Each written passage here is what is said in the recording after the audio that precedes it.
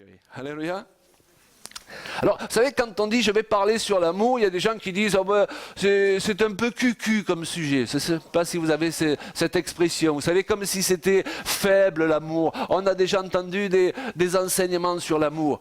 Mais non, je ne veux pas vous parler de cet amour niais. On a parfois cette image du chrétien qui vous dit je t'aime de l'amour du Seigneur, mais ce n'est pas très viril. Vous savez, on n'a pas envie d'être aimé comme ça. Vous comprenez de quoi je veux parler?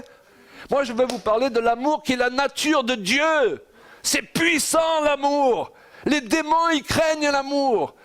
L'amour, c'est puissant. Il y a un verset qui dit « Les grandes eaux ne peuvent éteindre l'amour ». Quand tu es rempli de l'amour de Dieu, tu es un réservoir de puissance ambulante. Et le diable te craint. L'amour, c'est la motivation avec laquelle nous sommes appelés à servir Dieu et rechercher la manifestation de sa puissance. Je voudrais vous dire qu'aujourd'hui, plus que jamais, il est important de prêcher sur la puissance de Dieu. Parce que je crois que vous êtes comme moi, vous êtes insatisfait de voir que dans la plupart des églises, il y a plus de malades que de guéris. Il y a plus de gens à problème que des gens qui ont trouvé des solutions à leurs problèmes. Ça ne donne pas envie souvent de venir à l'église, soyons honnêtes, amen.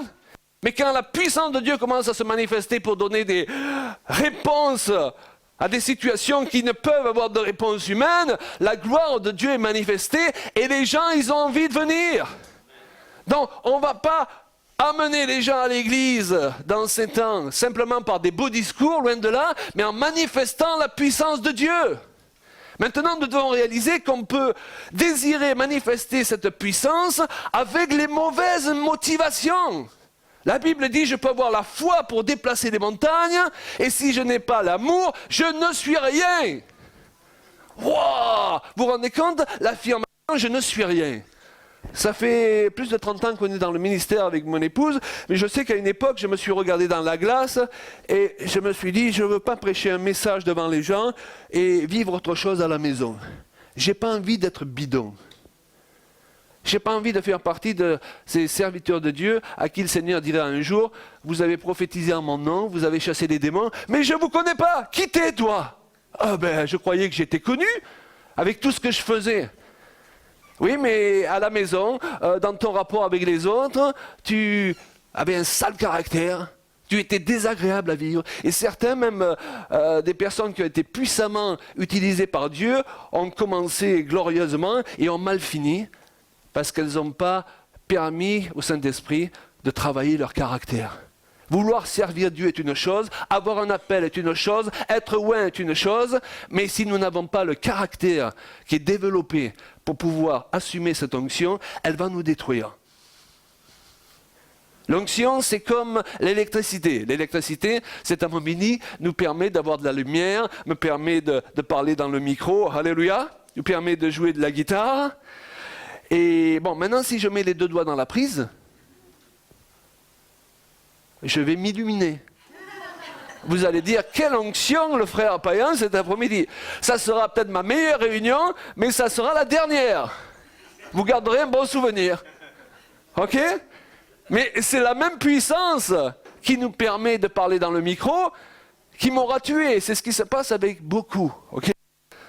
Alors, il est important que nous permettions au Seigneur de remplir nos cœurs de son amour et que nous apprenions à manifester l'amour, parce que tout ce que nous pouvons faire pour Dieu et pour les autres, sans cet ingrédient de l'amour, va devenir perverti. Regardez, la Bible dit par exemple que la foi est agissante par... On connaît tous ces gens avec leur super foi qui, lorsqu'on est malade, ils nous regardent et disent « Oh ben, t'es malade parce que t'as fait quelque chose qu'il ne fallait pas. » Et Dieu t'a pas donné la foi pour juger les autres. Ou alors, au lieu de me juger avec ta grande foi pour voir mon besoin, Dieu ne nous donne pas la foi pour qu'on fasse des compétitions à qui a le plus de foi. Sinon, ça s'appelle l'orgueil de la foi. Vous connaissez cela? Non, la foi a une valeur lorsqu'elle est agissante par l'amour. Et la foi, qui est quand même une chose dans la doctrine chrétienne des plus importantes, perd tout son pouvoir lorsqu'elle ne fonctionne pas avec l'amour. Tout ce que vous faites au nom de Dieu, pour les autres et pour Dieu, devient, et je me permets d'employer cette expression, perverti sans amour. C'est pour ça que parfois, quelqu'un nous assène verset biblique sur verset biblique dans son message, mais il nous fait plus de mal que de bien, mais il croit que parce qu'il y a des versets bibliques, ça justifie. Ben, tu sais, le diable, lorsqu'il a voulu tenter Jésus-Christ, le Verbe fait chair, alors, mettez-vous à sa place, pas trop longtemps, il va livrer le plus grand combat de sa carrière. Alors j'imagine, il fait un peu de jogging, il fait des haltères, il se prépare, il va dans sa bibliothèque et il se dit, je vais prendre un bon livre de sorcellerie pour lui jeter un sort. Hein? Eh bien, vous avez vu ce que nous raconte l'Écriture. Au lieu de prendre un de ses bouquins de sorcellerie, il utilise notre bouquin à nous, la Bible. Et il lui dit, il est écrit, il est écrit, il est écrit. Je ne sais pas si vous mesurez l'enseignement qui a tiré de cela, c'est qu'il y a plus de pouvoir occulte dans des versets bibliques sortis de contexte pour détruire la vie des gens que dans des livres de sorcellerie. Et c'est pourquoi parfois, suite à une prophétie soi-disant de Dieu, il y a des gens qui tombent dans 15 jours ou 15 années de dépression. Suite à un certain conseil pastoral, mais qui ne venait pas de l'esprit, mais il y avait des versets bibliques pour appuyer. Notre vie, elle est brisée au lieu d'être reconstruite. Donc attention comment nous manions les versets bibliques, parce que la lettre tue et c'est l'esprit qui vivifie. Ok? La foi sans amour devient facilement de l'obstination ou du fanatisme. Le sens de la justice sans amour devient de la dureté, de l'inflexibilité. Le sens de la vérité, ça devient de la critique. On connaît tous ces gens qui nous disent « Ah, mais moi je dis la vérité. Hein. » Il t'a cassé le gars, mais il a dit la vérité. Ben, ce n'est pas toujours le moment de dire la vérité. Si ce n'est pas fait avec la sagesse de Dieu, avec l'amour de Dieu, parfois il vaut mieux se taire. La bénédiction de la prospérité aussi se transforme en cupidité. Moi, je crois que Dieu veut nous faire prospérer, alléluia, et je crois que celui qui donne, Dieu va lui multiplier, s'il donne avec foi, ce qu'il donne. Maintenant, on peut faire un calcul très cupide. Bon, je donne tant, comme ça, je recevrai tant en retour. Mais le but de l'évangile, c'est pas ça. C'est de donner par amour, avec la motivation de faire prospérer l'œuvre de Dieu, d'aider ceux qui n'ont pas. Sans amour, la prospérité devient de la cupidité. L'amabilité sans amour devient de l'hypocrisie. Le sens de l'ordre, ça devient du perfectionnisme. Chérie, je t'avais dit de mettre ça là et tu l'as encore mis là. Tu fais toujours ça. Ça, c'est bien toi. C'est pas comme ça qu'on aide son conjoint à s'améliorer. Vous savez, si on veut aider l'autre à changer, on ne va pas le faire avec l'accusation. On ne va pas servir Dieu avec les armes du diable. Il faut qu'on comprenne ça une bonne fois. Quand on utilise les armes du diable comme l'accusation pour soi-disant aider les autres et les aider à changer, ça ne va pas marcher. Et en plus, lorsqu'on utilise ces armes-là, le diable nous fait payer la location très cher. Le sens des responsabilités sans amour devient de la mesquinerie, la franchise se transforme vite en mépris, en insolence, et l'intelligence sans amour se transforme en ruse. Bref, ce qui est bon sans amour devient rapidement mauvais. Et Paul, faisant allusion à l'amour, dit aux Corinthiens, oui, aspirez aux dons spirituels. Et moi je vous le dis cet après-midi, il n'a jamais été aussi temps d'aspirer aux dons spirituels pour qu'ils se manifestent au milieu de nous. Une église qui fonctionne avec maturité, les 3/4 doivent être des gens qui prophétisent. Amen. Et qui ont des résultats lorsqu'ils prient. Faisant allusion à l'amour, il dit aux Corinthiens, aspirez, oui, aux dons spirituels et les plus utiles d'entre eux. Pour cela, je vais vous indiquer la voie par excellence, celle de l'amour. Il appelle l'amour la voie par excellence. Waouh!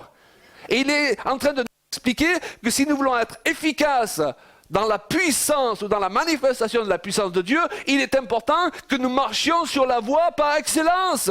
Parce que les deux ne sont pas supposés fonctionner séparément. Dans 1 Corinthiens 12, il est question des dons de l'esprit. Vous avez vu?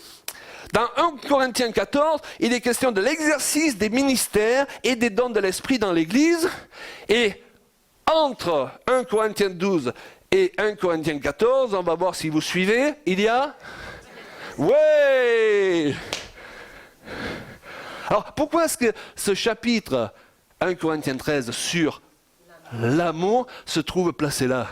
Parce que Dieu, il veut vraiment nous faire comprendre qu'il faut que ça fonctionne avec l'amour et que c'est même dangereux de rechercher la manifestation des dons de l'esprit sans l'ingrédient de l'amour. On se met en danger, on va s'électrocuter.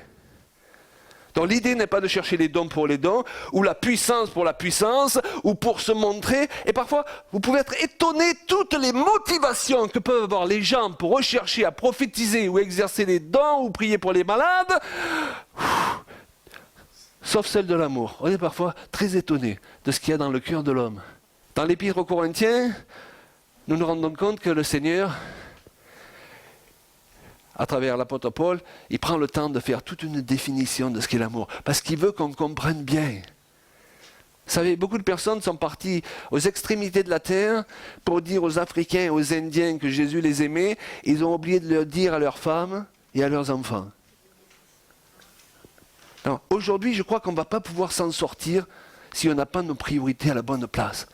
Spécialement si on veut servir Dieu. Alléluia. D'ailleurs, une question que se posent souvent les chrétiens, et peut-être n'osent-ils pas la poser, je vais la poser pour eux. Alors que Dieu est amour, et nous n'en doutons pas, pourquoi avons-nous parfois l'impression que cet amour de Père, de Dieu ne nous touche pas comme il faudrait? Vous n'avez pas ce sentiment parfois dans le besoin et on dirait que Dieu ne répond pas à votre prière ou que Dieu ne s'intéresse pas à vous. Or nous savons que Dieu est rempli de compassion et qu'il s'intéresse à nous et qu'il est un Père digne de ce nom. Mais souvent, pas réaliser que Dieu n'a pas prévu de fonctionner sans son corps. Wow. Donc quand quelqu'un est dans la difficulté, certainement Dieu a parlé à quelqu'un d'autre pour venir le secourir. Mais nous avons souvent un corps aujourd'hui où les gens ne savent plus entendre la voix de Dieu. Ou alors ils l'entendent lorsqu'il s'agit de leur prospérité. Ah oui, j'ai entendu le Seigneur, il m'a dit vraiment qu'il voulait me faire prospérer. Mais tu ne l'as pas entendu pour te dire de donner 10 € à l'autre, qui ne sait pas comment il va manger à midi. C'est bizarre comment on peut entendre les choses qui nous intéressent et être sourd aux choses qui ne nous intéressent pas. D'ailleurs, je vais ouvrir une parenthèse. Vous savez que Jésus il a dit « À ceci, tous connaîtront que vous êtes mes disciples. » Si vous avez de l'amour les uns pour les autres. Donc il y a quelque chose à voir. Il y a quelque chose que les gens qui ne connaissent pas le Seigneur déjà, et aussi ceux qui le connaissent, sont supposés voir.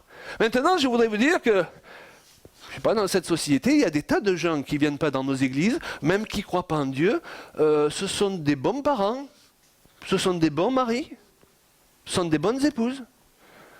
J'en connais certains qui étaient bien meilleurs que plusieurs des chrétiens que j'avais dans mon église à une époque. Alors, ce que je veux vous amener à raisonner, c'est que si c'est le cas, ce verset de Jésus, il semble perdre tout son sens. Si ceux qui sont du monde peuvent faire aussi bien ou mieux que nous, comment est-ce qu'ils vont pouvoir voir la différence? Est-ce que vous me suivez? Mais vous savez pourquoi? C'est parce que le chrétien, lui, a ce que n'ont pas les gens du monde, le Saint-Esprit. Et le Saint-Esprit peut nous amener à nous dépasser dans notre esprit d'amour, de sacrifice pour les autres. Rappelez-vous le verset que nous avons cité d'Éphésiens 3:20 hier. Dieu peut faire par la puissance qui agit en nous, infiniment, au-delà de ce que nous demandons et pensons. Mais ça, c'est bon pour les domaines de notre vie. Dieu, il veut faire de nous des maris dont notre femme dit « Wow, il était bien ce gars quand je me suis marié avec lui il y a plusieurs années, mais aujourd'hui, c'est encore mieux. Je ne pensais pas qu'il arriverait à dépasser ce niveau. » Et toi, tu dis « Ah, j'étais follement amoureux de ma femme, là, il y a tant d'années quand on s'est marié, mais aujourd'hui, je l'aime encore plus. » Est-ce que ce n'est pas comme ça que ça doit se passer, bibliquement et logiquement? Là où dans le monde, il y a tout qui se détruit de plus en plus. Alors, on est d'accord?